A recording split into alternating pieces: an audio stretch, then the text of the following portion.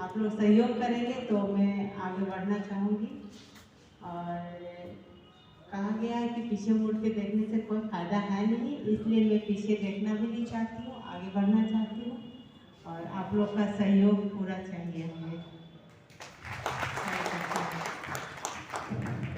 एक बार जोरदार ताली बजा के इनके समर्थन में जोरदार ताली बजा के इनका मनोबल बढ़ाने का काम करें, हासिल कर सकते हैं। इसलिए हम लोग अगर ठान लें। विवरण जी महाराज मंच पर विराजमान आज की अध्यक्षता कर रहे इस बरनवाल सेवा सदन के या वरण संकल्प छपता है, किसी न किसी का लेख महाराजा हिवरन जी के ऊपर लिखा हुआ रहता है। ऐसे मैं छोटा सा विवरण बताता हूँ। तोमर वंश का इतिहास था, मुगल शासक आक्रांता था और महाराजा हिवरन जी बुलंदशहर में हमारे राजा हुआ करते थे।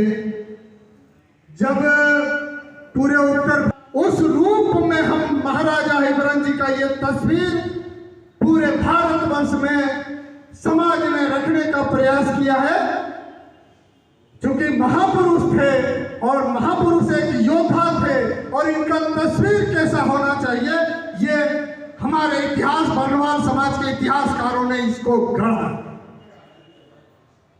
बंधुओं, पीस तो होती है, आप कहते हैं कि हिवरन जी का जयंती धूमधाम से होना चाहिए, निश्चित रूप से धूमधाम से होना चाहिए, लेकिन जब भावना से मनाएंगे ना।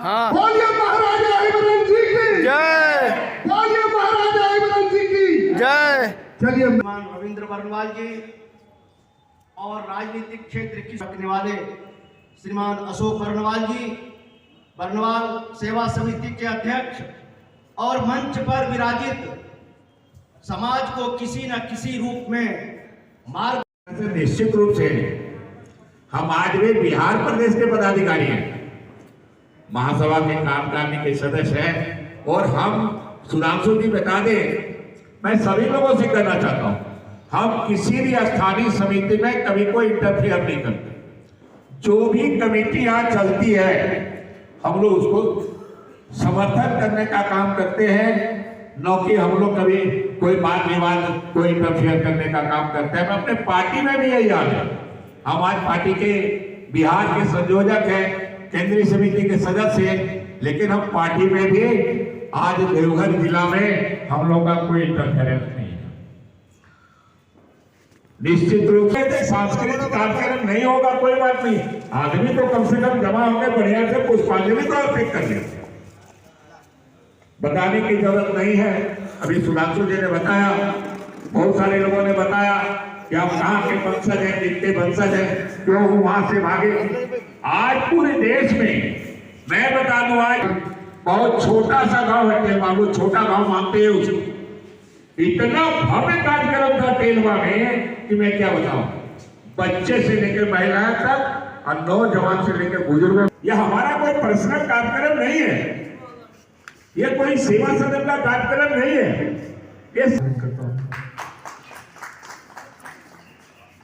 बांटा जाए ताकि हमारे आने वाले बच्चे उन्हें पढ़ें, हमारे इतिहास को जानें, हमारे पूर्वजों के बारे में जानें और इस प्रकार उन्हें ज्ञात होगा कि हम किसके वंशज हैं और कितना संघर्ष करके हम यहाँ तक पहुँचे हैं।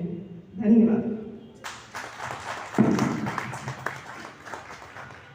बहुत बहुत धन्यवाद मंजू बरनवाल जी, आपने यहाँ प्रश्न रखा कि धूमधाम से क्यों नहीं हो पाया।